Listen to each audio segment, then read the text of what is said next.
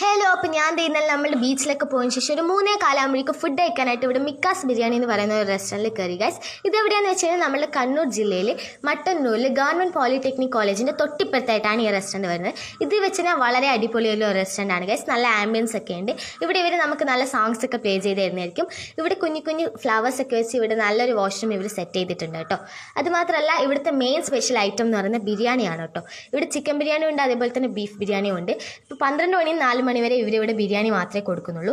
അതിനുശേഷമാണ് ഇവരിവിടെ variety items കൊടുക്കുന്നത്. പാൽക്കപ്പിയും ബീഫും പിന്നെ എന്താ പറയുക കപ്പിയും മീൻകറിയൊക്കെ ഇവരിവിടെ കൊടുക്കുന്നുണ്ട്. നമ്മളിവിടെ ഓർഡർ ചെയ്തത് ഒരു ലെഗോൺ ചിക്കൻ ബിരിയാണി ആയിരുന്നു കേട്ടോ ഗൈസ്. അത് അടിപൊളിയായിരുന്നു. മാത്രമല്ല നമ്മളൊരു ലൈമും കൂടി പറഞ്ഞിട്ടുണ്ടായിരുന്നു, അതും അടിപൊളിയായിരുന്നു.